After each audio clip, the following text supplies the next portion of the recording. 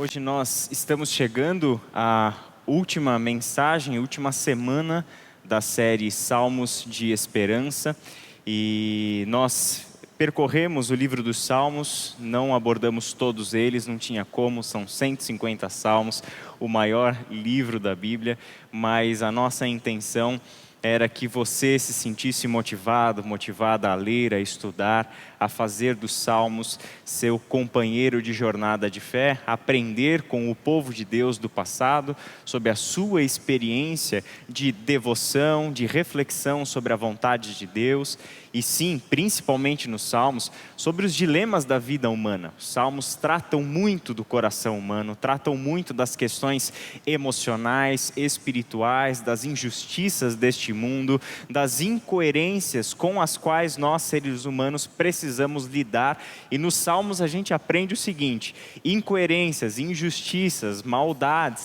questões emocionais do coração, não importam o contexto e o período da história. É algo que está presente na vida humana. E o povo lá, desde passados mais remotos, como alguns dos salmos tratam, período de Moisés, período do Êxodo e etc., nós já temos esses mesmos questionamentos e situações que todos nós carregamos dentro de nós. Os salmos são essa verdadeira escola para nós, justamente por isso. Salmos não tratam de questões meramente teóricas, mas é a resposta do povo de Deus ao seu Deus sobre as questões da vida. Salmos partem da experiência, portanto. Salmos dizem respeito às pessoas que andaram com Deus, viveram neste mundo, e desta maneira, e a partir da sua experiência de vida, é que elas estão louvando a Deus, ensinando o povo de Deus e dando para nós esse verdadeiro legado, este tesouro, essa herança, para que servisse de orientação para a nossa vida de fé. Ao longo da série foram 6 pregações, e nesta sexta-feira completaremos aí 30 devocionais, né? Então eu estava pensando nisso esses dias, né? A gente vê tanta gente compartilhando coisas em WhatsApp, em Facebook, em Instagram e etc. E geralmente coisas inúteis, coisas que levam muito mais ao ódio mútuo, à briga, à dissensão e etc. E tanto evangelho produzido pela Ibaviva que pode ser compartilhado. Do crescer, das devocionais, das pregações, dos encontros de mulheres, dos encontros de homens, tanta coisa boa de evangelho que pode ser publicado aí, e você deve compartilhar. Parte da sua tarefa, parte da sua missão pode se realizar justamente por intermédio desse simples gesto de você levar a outras pessoas a mensagem do evangelho com a qual você tem se alimentado aqui. E para a gente encerrar essa série, eu quero estudar um pouco com vocês, em alguns minutos, o Salmo de número 139. O Salmo 139, a gente até brincou um dia, eu e o Caleb, fazendo as devocionais.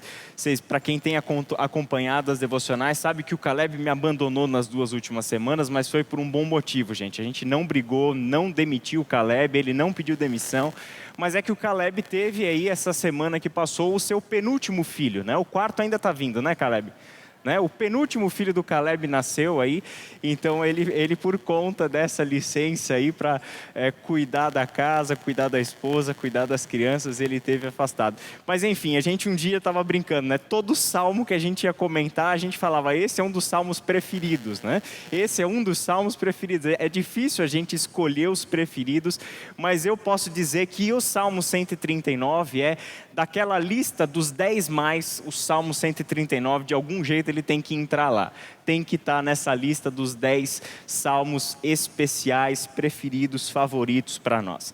E ao invés hoje de a gente partir para a leitura do salmo, que é um pouco longo, a gente não vai ter como falar do salmo todo. Hoje a gente vai falar um pouco, amanhã na devocional falaremos mais um pouco, mas a gente vai comentar algumas partes desse salmo. Então, ao invés de fazer a leitura do salmo agora, eu gostaria de começar de um jeito diferente, falando de um testemunho.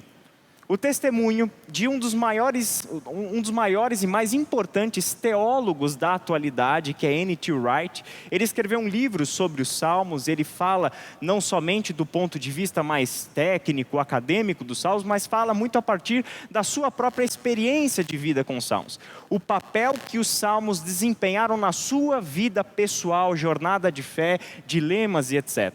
E sobre o Salmo 139, ele escreve algo muito interessante. Ele diz o seguinte: eu já estava familiarizado com esse salmo desde a infância. No entanto, ele me chamou a atenção quando, no início de minha fase adulta, passei por um período profundo de depressão. O Salmo 139, conhecido desde a infância, chamou a minha atenção novamente quando, no início da minha fase adulta, eu passei por um período profundo de depressão. Ansiedade e medos de todos os tipos que eu deixara se desenvolver ou mantivera afastados pelo trabalho árduo ou pelas ocupações da vida, repentinamente explodiram em minha cabeça, de modo que me vi afundando. Um dos conselheiros sábios que vieram ao meu resgate e me ajudaram a trabalhar memórias, tristezas antigas, conduziu-me para Salmos 139. Deus se envolveu conosco, diz o Salmo, desde o início de nossa concepção misteriosa, e sabe cada aspecto de tudo que se passou em nossa formação. O mundo está cheio de consolo superficial, mas este salmo nos dá um tipo de consolo profundo. Talvez essa experiência do N.T. Wright se assemelhe a uma experiência sua hoje. A experiência de ter a ansiedade e os medos querendo assumir o controle da sua vida. Talvez essa experiência de estar passando pelo vale da depressão seja a sua realidade hoje ou de alguém próximo de você. Essa experiência do nosso irmão, e que poderia ser a experiência de tantas outras pessoas que nós conhecemos, próximas de nós, nos ensinam uma coisa. A palavra de Deus não trata das nossas questões emocionais, não trata da nossa vida interior com paliativos. A palavra de Deus não anestesia para que doa menos. A palavra de Deus traz cura. A palavra de Deus traz verdadeira libertação. A palavra de Deus trata o problema na sua raiz, na sua essência. E talvez muitos de nós não queiramos ter este encontro com a palavra de Deus, porque sabemos que ela vai ter que lidar com a questão onde ela verdadeiramente toca, de onde ela verdadeiramente nos fere.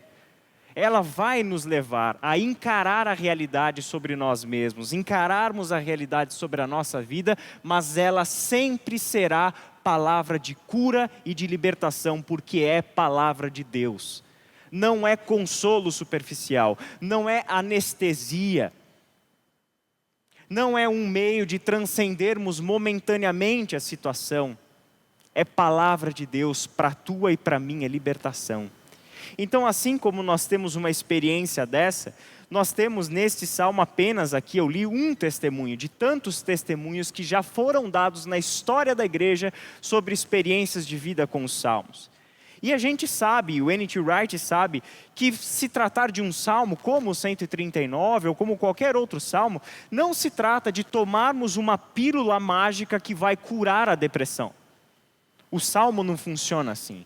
Os salmos não trabalham desse jeito. Os salmos não são palavras mágicas que vão espantar os nossos males.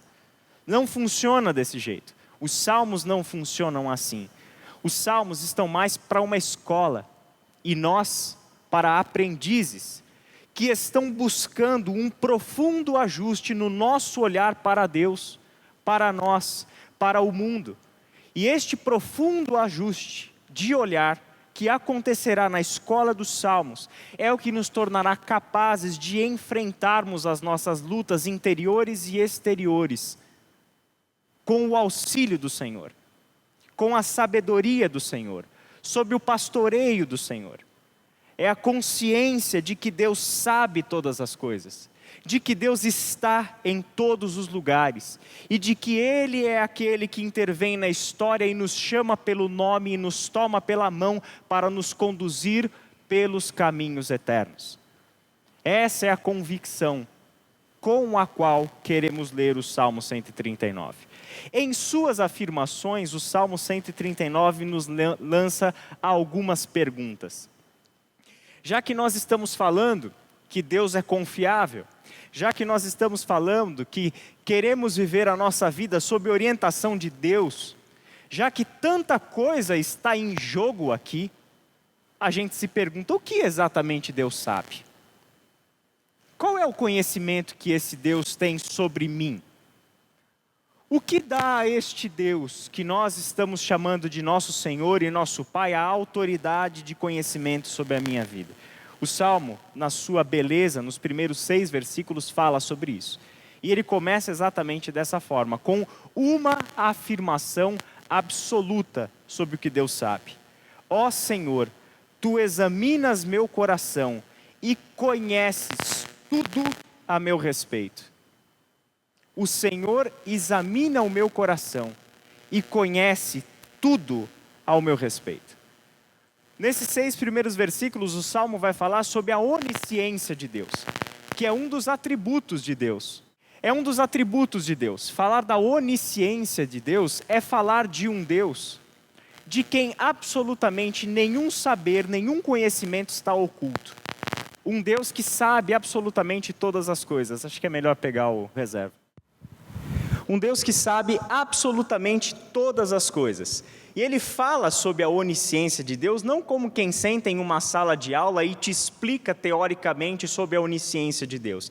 Ele fala da onisciência de Deus em tom de adoração. Ele está adorando a Deus pela maravilha do seu conhecimento, pelo fato de Deus poder examinar o nosso coração e saber todas as coisas. Essa expressão, tu examinas o meu coração, no texto original, traz a imagem de alguém debruçando sobre um objeto e minuciosamente pesquisando aquilo, detalhando, observando cada detalhe, cada elemento, cada possibilidade. É uma investigação profunda e cuidadosa. Deus é aquele que se debruça sobre o nosso coração e nos examina com cuidado. Olha para a nossa vida interior, discerne as nossas intenções, conhece cada um dos nossos desejos, sabe por que somos como somos, sabe por que agimos como agimos. É um Deus que não se apressa em avaliar a nossa vida interior, mas Ele é o Senhor do tempo, Ele é eterno, Ele tem todo o tempo do mundo para debruçar sobre a nossa vida e cuidadosamente olhar e investigar o nosso coração. Tu examinas o meu coração e por isso o Senhor é aquele que conhece absolutamente tudo ao meu respeito. Deus nos conhece com uma profundidade e riqueza de detalhes que nós mesmos não temos sobre nós. E a verdade é que nós somos seres tremendamente complicados. Nós não nos conhecemos como nós gostaríamos de nos conhecer. Não entendemos o caminho do nosso coração do jeito que a gente acha que conhece. Basta a gente fazer algumas perguntas para nós mesmos. Qual é o meu maior desejo? Qual é o seu maior desejo? Qual é o seu maior medo? O que eu escondo de todo mundo? O que no meu coração eu preciso esconder para que ninguém veja? Por que eu sou como eu sou? Quais são as reais intenções que estão por trás do meu jeito de agir? Quando a gente olha para questões como essa, podemos até nos arriscar a dar respostas rápidas e simples, mas no fundo a gente sabe que não é tão simples assim. No fundo a gente sabe que as respostas rápidas e simples para essas questões somos nós mesmos querendo evitar um confronto com o nosso eu interior. Somos nós mesmos querendo evitar olharmos no espelho porque tememos o que vamos enxergar. Mas Deus é aquele que sabe tudo ao meu respeito, porque Ele examina o meu coração. Ele sabe quando eu me sento e quando me levanto, e mesmo de longe conheces meus pensamentos. Tu me vês quando viajo e quando descanso. Sabes tudo o que eu faço. Antes mesmo de eu falar, Senhor, sabes o que eu vou dizer. Conheces os meus pensamentos, sabes tudo o que eu faço e sabes o que eu vou dizer. Isso significa que Deus não pode ser enganado. E nós não temos como esconder de Deus a realidade sobre nós, porque Deus nos enxerga muito antes de nós dizermos para Deus quem nós somos, o que se passa no coração, o que nós estamos querendo, o que está nos motivando. Ele já conhece, Ele já olhou para o coração, Ele já sabe o que se passa lá dentro, e Ele sabe o que se passa no seu coração e entende melhor do que você mesmo. Por isso mesmo que quando nós olhamos para isso, a gente encontra diversas narrativas da Bíblia onde pessoas tentaram enganar a Deus, onde pessoas tentaram esconder a realidade de si, de Deus, onde pessoas se sentiram motivadas por alguma razão a não permitir que Deus enxergasse o que verdadeiramente se passa. Pessoas tentaram falsear as suas ações, pessoas tentaram usar a retórica e as boas palavras para maquiar a verdade sobre si mesmas, mas a Bíblia nos ensina em todas essas histórias que essa é uma empreitada inútil, ela não tem sentido, é gastar a energia com algo que é completamente inútil. Deus conhece a gente no nosso mais íntimo, Ele sabe das nossas intenções, Ele sabe os nossos desejos, pensamentos e ações. Antes mesmo que o som das palavras seja produzido, já existe o som nos ouvidos desse Deus. Com Deus não existem palavras que tenham o poder de enganar, como é tão comum nos nossos relacionamentos. Como é tão comum para nós, seres humanos, usarmos as palavras como um meio de enganarmos uns aos outros. Para nós é comum, mas com Deus elas não funcionam, elas não têm esse poder. Com Deus não existe retórica que o faça duvidar. Não existe discurso elaborado que o coloque em dúvida sobre nós. Não tem como a gente se vender para Deus. Porque este Deus colhe as palavras no seu nascedouro, nas intenções. Somente ali é que as palavras são verdadeiramente reais, nas intenções, no coração, e é lá que Deus colhe as palavras. Assim, o Salmo continua no verso 5, Tu vais adiante de mim e me segues, Tu pões sobre mim a Tua mão. Nós estamos cercados por todos os lados. É o Deus que está à nossa frente, é o Deus que está atrás de nós, e é o Deus que sobre nós põe a sua mão. Deus sabe absolutamente de onde nós viemos, para onde nós estamos indo e onde exatamente nós estamos na nossa vida. Ele conhece a nossa história melhor do que nós, porque Ele conhece o nosso futuro. Ele sabe quais decisões nós vamos tomar e sabe quais são as consequências dessa decisão. E a beleza desse salmo, esse Deus quer se envolver com você. E na verdade, Ele já está envolvido com você, basta você reconhecer a sua presença. Esse conhecimento, diz o salmo, é maravilhoso demais para mim, é grande demais para eu compreender. A beleza desse salmo se revela também de um jeito especial aqui.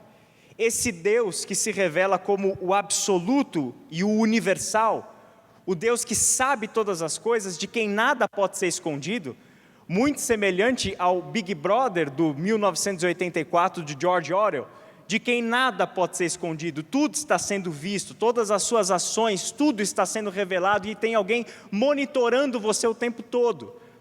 Para nós isso seria um sentimento tremendamente angustiante, uma invasão da nossa privacidade. Mas para o salmista é o contrário disso.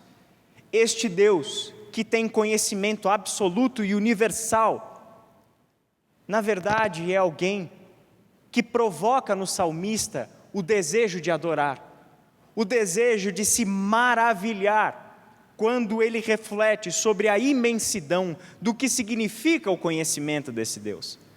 É muito semelhante a algo que o apóstolo Paulo fez quando escreveu a carta aos Romanos, no capítulo 11, do verso 33 ao verso 36, quando Paulo escreveu assim: como são grandes as riquezas, a sabedoria e o conhecimento de Deus.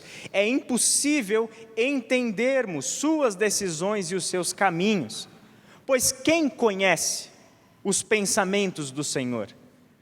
Quem sabe o suficiente para oferecer conselhos para Deus? Quem lhe deu primeiro alguma coisa para que Deus depois precisasse retribuir? Pois todas as coisas vêm dele, existem por meio dele e são para ele. Dessa forma, a ele seja toda a glória para sempre. Amém? O conhecimento absoluto de Deus é o que faz com que o povo de Deus se sinta maravilhado com o privilégio de vivermos na presença desse Deus.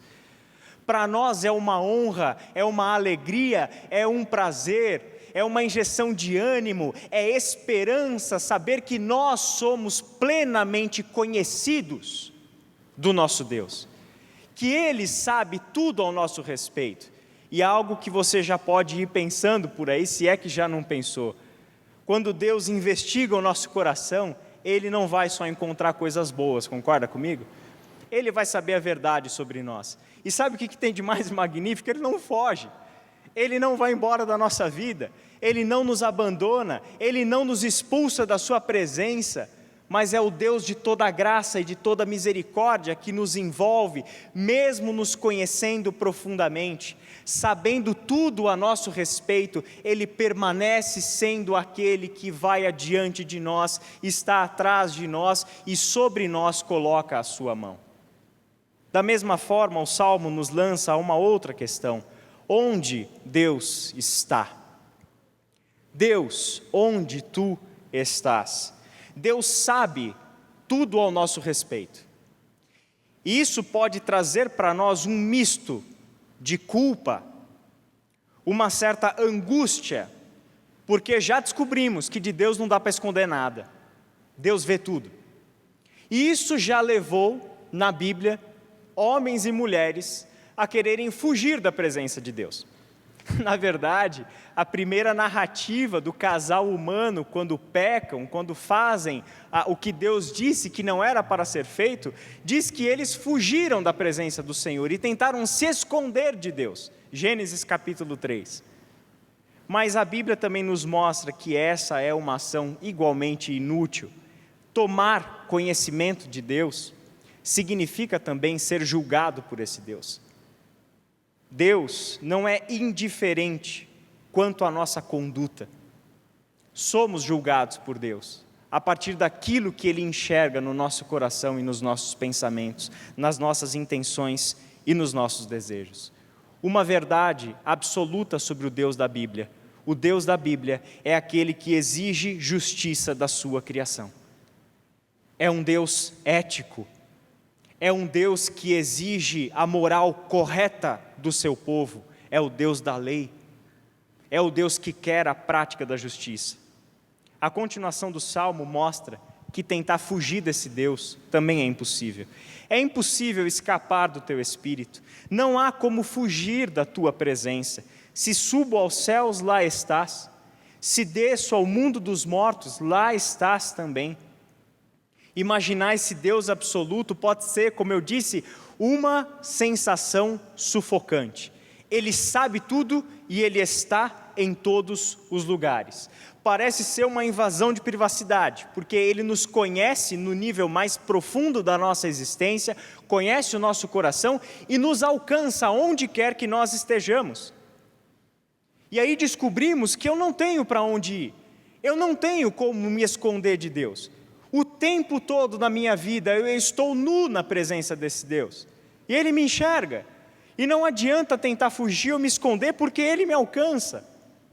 Mas esta presença absoluta de Deus, que pode gerar em nós aquele misto de culpa, de sentimento de que eu vou ser punido por Deus, ou como no Salmo 32, a sensação de que a mão de Deus está pesando sobre mim, porque Ele me achou culpado nas minhas faltas.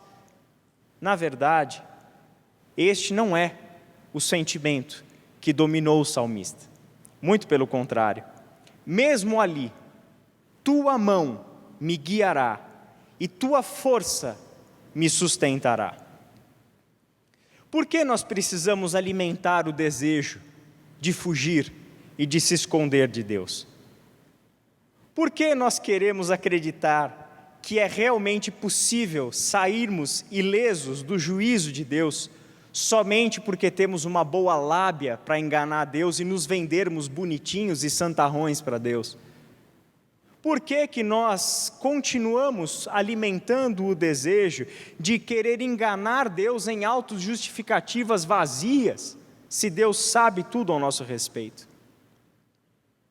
É nesse versículo 10 que se revela a razão de o salmista não ser sufocado pela presença de Deus e pelo conhecimento absoluto de Deus. E a razão é essa: o salmista sabe quem Deus é. O salmista não apenas sabe o que Deus sabe e sabe onde Deus está, mas o salmista conhece o caráter de Deus. O salmista conhece o ser de Deus. O salmista sabe exatamente quem é o Deus com quem ele está lidando, na presença de quem ele está vivendo. E sabe o que ele nos ensina? O salmista ensina para a gente que Deus sabe todas as coisas e Ele nos encontra aonde quer que nós estejamos, porque a sua intenção e o seu agir é para nos guiar e para nos sustentar. Ele nos alcança onde quer que nós estejamos, porque o seu desejo como Criador, como Pai, é justamente nos alcançar para nos guiar, para nos tomar pela mão e nos colocar no caminho. Ele nos alcança onde quer que nós estejamos, porque Ele quer que a sua força nos sustente. Ele nos alcança onde quer que nós estejamos para poder dizer no seu ouvido: para de tentar agir pela sua própria força. Para de permitir que o seu coração te engane o tempo todo. Para de viver a falsidade que você está vivendo. Para de tentar maquiar-se para parecer uma pessoa que você não é. Diante de mim, isso não tem sentido. Permita-me guiar você. Permita que o Deus que sabe todas as coisas sobre você e está em todos os lugares e te alcança em todos os lugares, lhe cubra com o seu poder e o seu cuidado.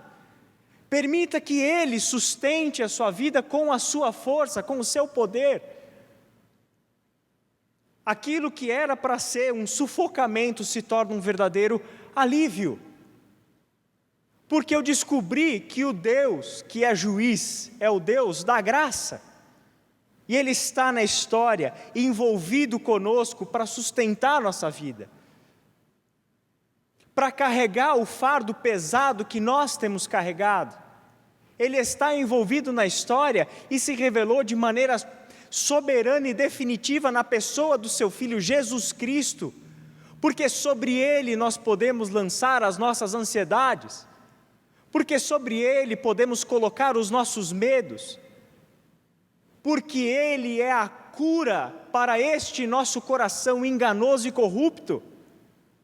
É por isso que Ele nos alcança, onde quer que nós estejamos.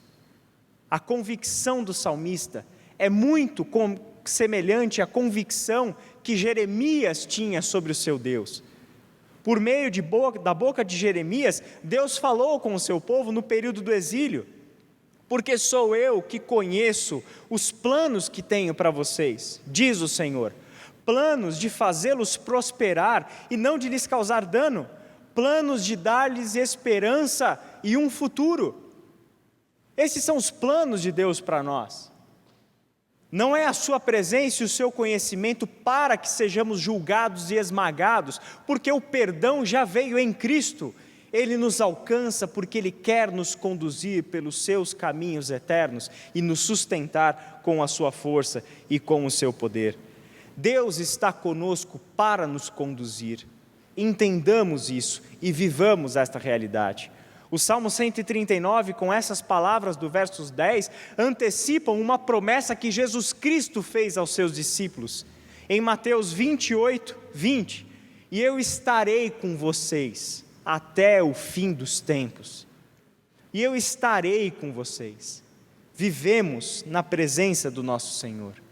Por fim, o Salmo nos leva a contemplar os caminhos do Criador. Deus sabe todas as coisas e sabe-as de antemão. Só que nós precisamos deste conhecimento de Deus para entendermos o nosso próprio coração. Salmo 139 nos coloca no caminho do autoconhecimento. Mas não é o autoconhecimento deste mundo. Não é o que se vende em internet, em cursos rápidos, em livros de autoajuda sobre autoconhecimento. Salmo 139 nos leva a um autoconhecimento aos olhos de Deus. Porque quem conhece o nosso coração é Deus.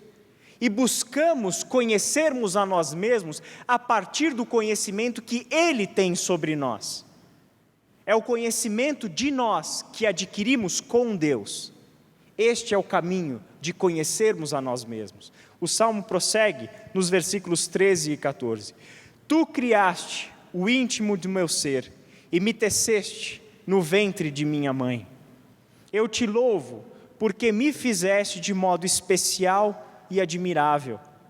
Tuas obras são maravilhosas, digo isso com convicção. A maravilha da própria existência humana, no nosso corpo, sendo formado dentro do ventre da nossa mãe, se desenvolvendo, crescendo, se nutrindo, adquirindo a sua maturidade física e etc. Tudo isso é a obra de Deus. E Deus estava presente na sua vida, muito antes de você tomar consciência. Quando você era lá, ainda informe no ventre da sua mãe, Deus já estava lá. Os seus olhos estavam vendo a gente. Ele diz isso: os meus ossos não estavam escondidos de ti, quando em secreto fui formado e entretecido como nas profundezas da terra. Ele é o Deus que viu o nosso embrião, Ele é o Deus que viu os nossos ossos sendo formados, Ele é o Deus que conhece cada detalhe até mesmo do nosso corpo físico, da nossa formação e etc. Por esta razão, Ele tem a consciência de que estes olhos que viram o meu embrião são os olhos que contemplaram a minha história por completo. Por completo. Todos os dias determinados para mim foram escritos no teu livro antes de qualquer deles existir. É o Deus que nos conhece intimamente. Intimamente. E esta intimidade com Deus se reflete de um jeito especial no Salmo. Você percebeu o salmista falando de um Deus soberano, absoluto, que tem todo o conhecimento, que tem todo o poder, que está em todos os lugares, mas o salmista faz isso de que jeito? Como se Deus estivesse à sua frente tomando um café com ele. É um eu e um tu. Tu me conheces. Ele fala de um Deus que está próximo. Ele fala de um Deus acessível, acessível num bate-papo, acessível numa conversa. É um eu e um tu.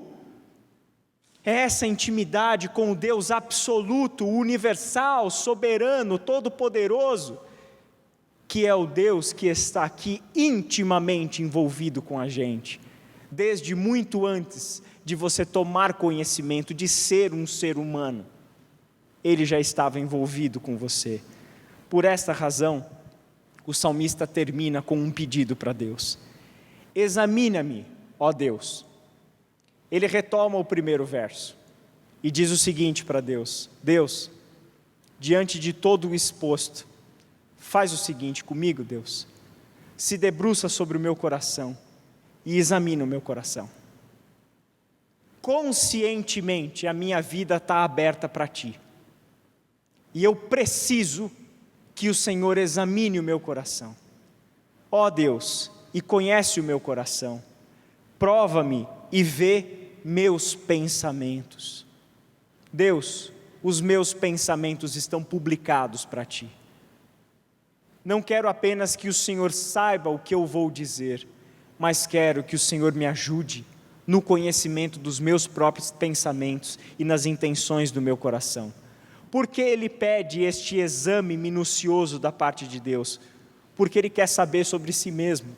Mostra-me se há algo em mim que te ofende. Eu quero saber, Deus, o que existe no meu coração que é contra a Tua vontade.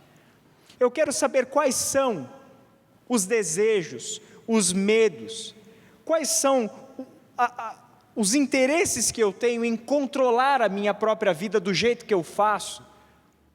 Eu quero saber o porquê esse meu padrão de comportamento é assim.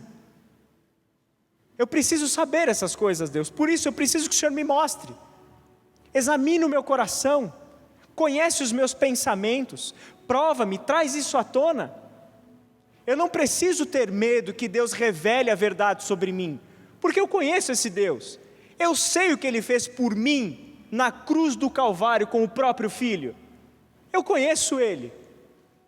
E eu tenho a certeza de que o que quer que eu descubra sobre mim mesmo, Deus me revela porque quer me salvar. Deus me revela porque quer me guiar, porque quer me sustentar com a sua força e com o seu poder. Assim, conduze-me pelo caminho eterno. Deus é quem pode verdadeiramente examinar e investigar profundamente o nosso interior. É Ele quem nos prova, é Ele quem vê os nossos pensamentos. E assim, dessa forma, Ele nos revela o nosso próprio coração e nos conduz pelo caminho eterno. Feche os teus olhos e vamos orar. Pai querido, nós queremos Te agradecer pela Tua palavra, Te agradecermos pelo Teu maravilhoso conhecimento, porque todo este conhecimento, Pai, está à nossa disposição em primeiro lugar, para conhecermos a nós mesmos, conhecendo o Senhor. Obrigado, Pai, porque nós somos um povo que Te reconhece como soberano Senhor, que sabe que o Senhor já nos libertou do reino das trevas por meio do sacrifício do Seu Filho, e estamos conscientes de que o Teu plano para nós é plano de vivermos a plenitude de vida para a qual o Senhor nos criou. O Senhor nos deu o Seu Espírito, o Senhor nos deu a Sua palavra, e agora são os nossos passos na Tua direção que precisam ser dados. Ajuda-nos, ó Pai, a sairmos das armadilhas que criamos para nós mesmos. Ajuda-nos, ó Pai, a lidarmos com as questões obscuras do nosso próprio coração, dos nossos sentimentos. Ajuda-nos, ó Pai, a sermos encontrados pelo Senhor, tomando consciência da Tua presença absoluta e do Teu conhecimento soberano sobre nós. Dê ao Teu povo o alívio de estar na presença consoladora do Eterno. Que os nossos irmãos e irmãs que hoje estão atravessando vales de depressão, saibam que ali estão sendo encontrados pelo Deus Eterno. Que no meio das suas angústias e dos seus medos não estão desamparados, porque o Senhor nos encontra onde quer que nós estejamos, para nos guiar com a Tua mão, para com Tua força nos sustentar. Que o Senhor encontre no nosso coração o desejo de sermos conduzidos por Ti pelo caminho eterno, em nome de Jesus. Amém.